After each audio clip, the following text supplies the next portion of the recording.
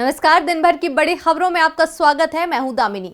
इस बुलेटिन में आज बात होगी देश में भारत बंद के असर की, राजस्थान में पंचायत समिति के चुनाव परिणाम की, जानेंगे कि किसके दांव से गिरेगी खट्टर सरकार, बताएंगे कि क्या है शुभेंदु अधिकारी का अगला कदम और आखिर में बात देश की गिरती अर्थव्यवस्था की। लेकिन तमाम बड़ी खबरों से पहले एक नजर सुर्खियों पर। प्रधानमंत्री नरेंद्र मोदी ने इंडिया मोबाइल कांग्रेस कार्यक्रम को किया संबोधित। पीएम ने कहा कि टेलीकॉम सेक्टर ने भारत के विकास में अहम रोल अदा किया है। एपीएमसी एक्ट में बदलाव को लेकर राज्यों की लिखी गई चिट्ठी पर शरद पवार ने दी सफाई। बोले, मैंने कहा था कि एपीएमसी को कुछ सुधारों की जरूरत है। बीजेपी सिर्फ मुद्दा भटकाने की कोशिश कर रही है। मुकेश अंबानी का बड़ा बयान, अगले साल भारत में भी होगा 5G। 2021 की जुलाई तक भारत में 5G सेवा शुरू करेगा रिलायंस जियो। कोहली की पारी गई बेकार, आखिर टी20 में भारत को मिली हार। 3 टी20 मैचों की सीरीज में पहले ही बढ़त बना चुका था भारत। अंतिम मैच में हार के बावजूद सीरीज पर 2-1 से किया कब्जा। शेयर बाजार में आज भी रही तेजी। बीएसई का सेंसेक्स 182 अंकों की तेजी के साथ 45,609 अंक पर और एनएसई का निफ्टी 37 अंकों की मजबूती के साथ 13,393 अंक पर हुआ बंद। सुर्खियों के बाद बात आज की सबसे बड़ी खबर की। देश भर के अन्नदाता संगठनों ने आज भारत बंद का आह्वान किया था और जिसका आज खासा असर दिखाई दिया। अधिकांश राज्यों में बंद सफल रहा, जबकि कुछ स्थानों पर इसका सीमित असर दिखाई दिया। बंद का कहां रहा असर, देखिए हमारी ये रिपोर्ट। नए कृषि कानूनों के विरोध में आज भारत बंद पूरी तरह से सफल रहा। बंद शांतिपूर्ण रहा, कहीं से भी अप्रिय घटना की खबर सामने नहीं आई। 3 बजे तक अन्नदाताओं ने देश के अधिकांश हाईवे पर चक्का जाम किया था, जिसका असर यातायात पर देखा गया। रेलवे ट्रैक को भी जाम कर दिया गया था। देश के 23 राजनीतिक दलों ने भी इस बंद का समर्थन किया था। कई राज्यों में गैर बीजेपी पार्टी इस बंद में शामिल हुई। बंद का सबसे ज्यादा असर पंजाब में देखने को मिला, जहां बाजार पूरी तरह से बंद रहे। सरकारी कार्यालयों में भी उपस्थिति काफी कम देखी गई। किसानों ने जगह जगह रेल ट्रैक भी बाधित किया, सड़क पर वाहन भी नहीं दिखाई दिए। इसके अलावा पश्चिम बंगाल, ओडिशा, केरल और आंध्र प्रदेश में लेफ्ट पार्टियों के कार्यकर्ताओं ने ट्रेनों को रोका। बिहार में आरजेडी और जन अधिकारी पार्टी के कार्यकर्ता बंद के समर्थन में उतरे। इस दौरान जमकर नारेबाजी की गई। दिल्ली में बंद का मिला जुला असर रहा। कुछ स्थानों पर बाजार खुले और कई जगह बंद देखे गए। मध्य प्रदेश, गुजरात और राजस्थान में कई स्थानों पर कांग्रेस और बीजेपी समर्थकों के एक दूसरे के सामने आने से हालात खराब होते दिखे, लेकिन पुलिस ने स्थिति संभाल लिया। अन्नदाताओं के तेज होते आंदोलन के बीच गृह मंत्री अमित शाह ने शाम को अन्नदाताओं के संगठन से जुड़े नेताओं को बैठक के लिए बुलाया है। अमित शाह की तरफ से किसानों को प्रस्ताव भेजा गया था। इसके तहत कुल 13 सदस्य गृह मंत्री से मिलेंगे। अमित शाह ने सिंघू, टिकरी और गाजीपुर बॉर्डर पर बैठे किसान नेताओं को बैठक में बुलाया है। राकेश टिकैत ने बताया कि मेरे पास फोन आया था, गृह मंत्री अमित शाह ने बैठक के लिए बुलाया है। हम जाएंगे बैठक में और अन्य नेता जाएंगे। 9 दिसंबर को भी अन्नदाताओं के साथ सरकार की बैठक है। 6वें दौर की बैठक से पहले गृह मंत्री द्वारा अन्नदाताओं को चर्चा के लिए बुलाना किसी समझौते पर पहुंचने की कोशिश हो सकती है। गृह मंत्री से मुलाकात से पहले अन्नदाताओं ने साफ कर दिया है कि वो अभी भी तीनों कानूनों की पूरी तरह वापसी की अपनी मांग पर अडिग हैं और किसी तरह के संशोधनों पर राजी नहीं होंगे। ये ऐसे कानून है जिसमें संशोधन से कोई फर्क नहीं पड़ेगा। वहीं मध्य प्रदेश के पूर्व मुख्यमंत्री और कांग्रेस नेता कमलनाथ ने कहा है कि आज जो लाखों किसान आए हैं वो अपनी पीड़ा व्यक्त करने आए हैं। किसानों की मांगे बिल्कुल सही है, किसानों के साथ न्याय हो। कांग्रेस ने लोगों से अपील करते हुए कहा है कि किसानों का साथ दें और उनके संघर्ष को सफल बनाएं। वहीं कांग्रेस नेता सचिन पायलट ने कहा है कि 24 राजनीतिक पार्टियां भारत बंद का समर्थन कर रही हैं। कोई नहीं चाहता कि लोगों को असुविधा हो। सरकार को अहंकार का रास्ता छोड़कर हमारे पेट पालने वाले किसानों की बात माननी चाहिए और इन तीनों कानूनों को तुरंत वापस लेना चाहिए।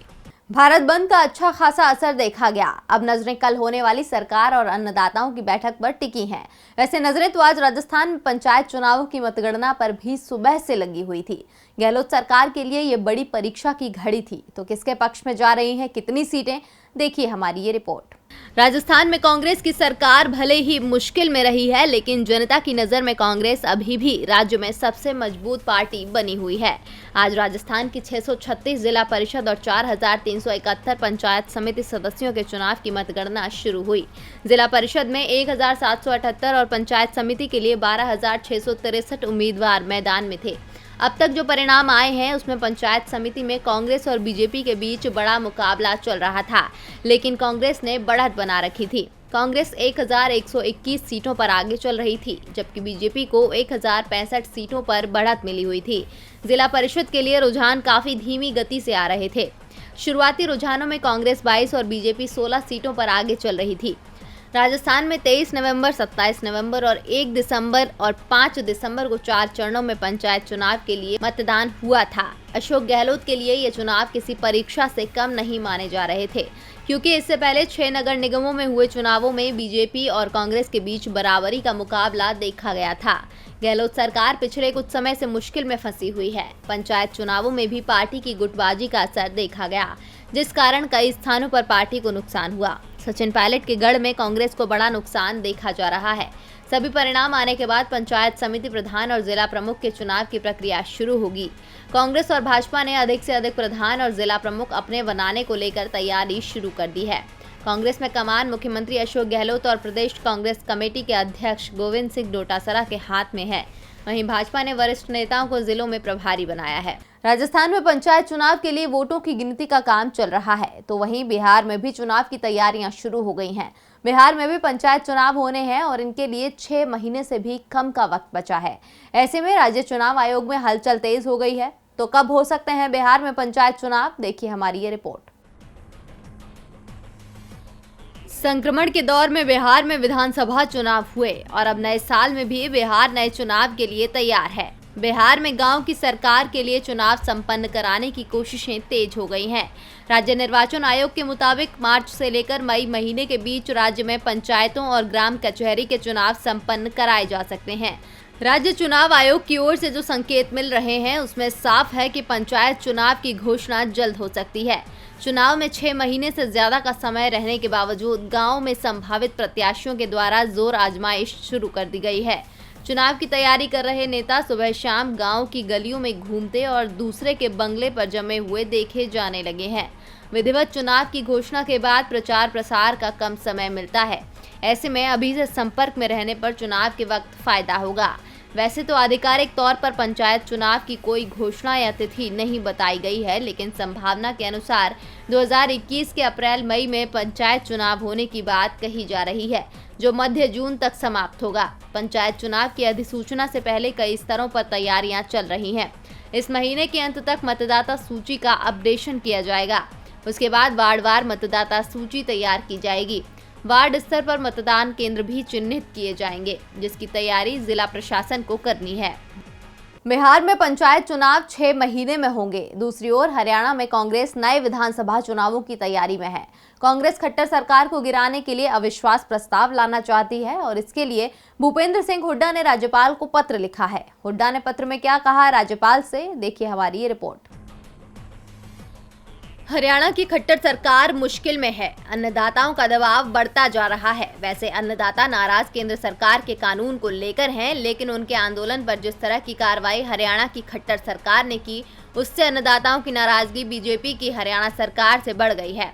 दुष्यंत चौटाला पर भी दबाव बढ़ गया है कि वो सरकार से समर्थन वापस ले लें। मौका देखकर कांग्रेस भी अब सरकार के खिलाफ सक्रिय हो गई है। भूपेंद्र सिंह हुड्डा तो खुलकर बोलने लगे हैं कि प्रदेश की सरकार जनता और विधानसभा दोनों का भरोसा खो चुकी है। राज्यपाल को लिखे पत्र में हुड्डा ने कहा कि विधानसभा का विशेष सत्र बुलाया जाए और सरकार को बहुमत साबित करने का निर्देश दिया जाए, नहीं तो कांग्रेस इस सरकार के खिलाफ अविश्वास प्रस्ताव पेश करेगी। हुड्डा ने दावा किया कि प्रदेश में राजनीतिक अस्थिरता और सरकार के प्रति अविश्वास का माहौल है, इसीलिए राज्यपाल को अपनी संवैधानिक जिम्मेदारियों का निर्वहन करते हुए विशेष सत्र बुलाना चाहिए। हुड्डा ने कहा कि अन्नदाताओं की मांगें पूरी तरह जायज हैं और हम किसानों के साथ मजबूती से खड़े हैं। हुड्डा ने सरकार का समर्थन कर रहे विधायकों पर तंज कसते हुए कहा कि ये लोग कुर्सी से चिपके हुए हैं। कुछ निर्दलीय और जेजेपी विधायक अन्नदाताओं के समर्थन की बात तो कर रहे हैं, लेकिन सरकार को भी अपना समर्थन जारी रखे हुए है। ये अविश्वास प्रस्ताव ऐसी दोहरी नीति वाले विधायकों की पोल खोलने का काम भी करेगा, क्योंकि अब विधायकों को सरकार और अन्नदाता में से एक को चुनना होगा और जाहिर है कि जब बात अन्नदाताओं के समर्थन की होगी तो उन्हें सरकार से समर्थन वापस लेना होगा और सदन में खट्टर सरकार गिर जाएगी। अन्नदाताओं के आंदोलन से खट्टर मुश्किल में दिख रहे हैं। वहीं मध्य प्रदेश में भी कमलनाथ मुश्किल में हैं, क्योंकि पार्टी नेता उनसे अध्यक्ष पद छोड़ने को कह रहे हैं। दरअसल कमलनाथ राज्य में कांग्रेस अध्यक्ष होने के साथ ही विधानसभा में विपक्ष के नेता भी बने हुए हैं। पार्टी के नेता चाहते हैं कि कमलनाथ इनमें से कोई एक पद छोड़ दें और उन पर अध्यक्ष पद छोड़ने का दबाव बनाया जा रहा है। देखिए ये रिपोर्ट। मध्य प्रदेश में 2 दर्जन से ज्यादा विधायकों के इस्तीफे के कारण कमलनाथ की कुर्सी चली गई थी, क्योंकि इस्तीफा देने वाले विधायक कांग्रेस के थे। नवंबर में मध्य प्रदेश में 28 विधानसभा सीटों पर उपचुनाव हुआ और कांग्रेस को इससे सिर्फ 9 सीटें मिल पाईं, लेकिन कमलनाथ का दबदबा कम नहीं हुआ है। जब वो राज्य के सीएम थे उस समय उनके पास प्रदेश कांग्रेस अध्यक्ष पद की कमान भी थी। अब वो विपक्ष के नेता बन गए हैं। सदन में नेता प्रतिपक्ष की कमान संभालने के साथ ही वो अभी भी पार्टी की कमान भी संभाल रहे हैं। अध्यक्ष पद अभी तक उन्होंने नहीं छोड़ा है। उपचुनावों से पहले उनकी ओर से दावा किया गया था कि उपचुनावों में कम से कम 25 सीटों पर कांग्रेस को जीत मिलेगी, जिससे राज्य में एक बार फिर कांग्रेस की सरकार बनेगी। लेकिन जब उपचुनाव के परिणाम आए तो कांग्रेस सिर्फ 9 सीटें ही जीत पाई। इसके बाद से ही मध्य प्रदेश कांग्रेस में कमलनाथ को अध्यक्ष पद से हटाने की मांग जोर पकड़ती जा रही है। दिग्विजय समर्थक लगातार कमलनाथ पर दबाव बना रहे हैं कि उन्हें नेता प्रतिपक्ष पद और प्रदेश अध्यक्ष पद से इस्तीफा दे देना चाहिए, लेकिन अभी तक कमलनाथ की ओर से ऐसे कोई भी संकेत नहीं मिल रहे हैं कि वो दोनों में से कोई भी एक पद छोड़ने को तैयार हैं।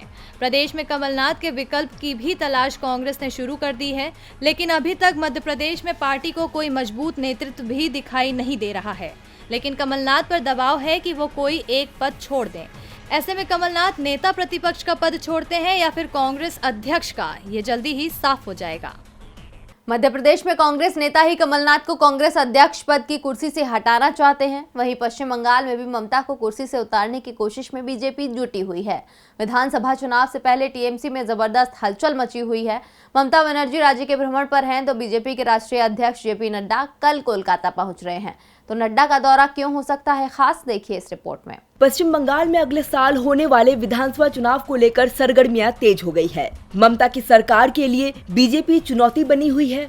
लोकसभा चुनावों में टीएमसी और बीजेपी के बीच कांटे की टक्कर देखने को मिली थी और इसी बात की संभावना विधानसभा चुनावों में भी बनते दिख रही है। वैसे लेफ्ट और कांग्रेस के बीच गठबंधन भी तय माना जा रहा है। ऐसे में मुकाबला त्रिकोण हो सकता है। ममता बनर्जी ने पार्टी के प्रचार की कमान खुद संभाल ली है और वो राज्य में जनसंपर्क पर निकल चुकी है, लेकिन उनकी पार्टी के कई नेता ममता से नाराज बताए जा रहे हैं, जिसमें एक बड़ा नाम शुभेंदु अधिकारी का भी है। शुभेंदु ममता सरकार से इस्तीफा दे चुके हैं। शुभेंदु के बाद ममता मंत्रिमंडल में दूसरे सदस्य राजीव बनर्जी भी इसी राह पर बढ़ते दिख रहे हैं। राजीव को शुभेंदु का समर्थक माना जाता है। अब इन दोनों के ही बीजेपी में जाने की संभावना जताई जा रही है। ममता बनर्जी कल शुभेंदु के गढ़ मेदिनीपुर में रैली कर रही थी, तो शुभेंदु उस समय कोलकाता में थे। जेपी नड्डा का 8 दिसंबर को कोलकाता आने का कार्यक्रम था, जिसे अंतिम समय में बढ़ाकर 9 दिसंबर कर दिया गया। ऐसे में शुभेंदु के कल बीजेपी में शामिल होने के भी दावे किए जा रहे हैं। शुभेंदु के करीबी माने जाने वाले तृणमूल नेता कनिष्का पांडा ने दावा किया है कि नंदीग्राम के विधायक दक्षिण कोलकाता से अपनी आगे की राजनीति पारी को लेकर बड़ी घोषणा करेंगे। शुभेंदु ने यदि बीजेपी का दामन थामा तो इससे ममता बनर्जी के सामने विधानसभा चुनावों में मुश्किलें बढ़ सकती है। और बुलेटिन के आखिर में बात देश की गिरती अर्थव्यवस्था की। स्वास्थ्य मुसीबत के बीच सरकार से देश की आर्थिक स्थिति संभाले नहीं संभल रही है। आरबीआई की रिपोर्ट में कहा गया है कि इस वित्त वर्ष में जीडीपी -7.5% रह सकती है। नीति आयोग तो अगले साल के हालात से भी ज्यादा सुधार नहीं देख रहा है। ऐसे में एक और रेटिंग एजेंसी ने दावा किया है कि भारत की जीडीपी इस साल उम्मीद से ज्यादा नीचे गिर सकती है। देखिए रिपोर्ट। नीति आयोग ने संभावना जताई है कि अगले वित्त वर्ष यानी 2021-22 की अंतिम तिमाही यानी जनवरी 2022 के बाद ही देश की जीडीपी पुरानी स्थिति में पहुंच पाएगी। आरबीआई ने तो इस साल की विकास दर का अनुमान -7.5% रखा है। ऐसे में अब फिंच ने अपनी रिपोर्ट में कहा है कि भारत की जीडीपी -7.5 से भी ज्यादा नीचे आ सकती है। फिंच ने अपनी रिपोर्ट में इस साल भारत की जीडीपी -9.4% नीचे जाने का अनुमान जताया है। वैसे राहत की बात यह है कि इससे पहले फिंच ने देश की अर्थव्यवस्था के -10.5% रहने का अनुमान लगाया था। इससे पहले आरबीआई के गवर्नर शक्तिकांत दास ने इस साल की तीसरी तिमाही में देश की जीडीपी ग्रोथ नेगेटिव से पॉजिटिव में लौटने की उम्मीद जताई है। आरबीआई ने तीसरी तिमाही के लिए जीडीपी ग्रोथ का अनुमान बढ़ाकर 0.10% कर दिया है।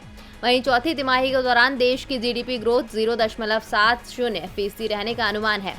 राष्ट्रीय सांख्यिकी कार्यालय द्वारा जारी आंकड़ों के अनुसार इससे पूर्व वित्त वर्ष 2019-20 की इसी तिमाही में जीडीपी में 4.4% की वृद्धि हुई थी, लेकिन इस वर्ष भारत की जीडीपी के माइनस में रहने की आशंका है। और दिन भर की बड़ी खबरों में मेरे साथ इतना ही। देखते रहिए डीबी लाइव। नमस्कार।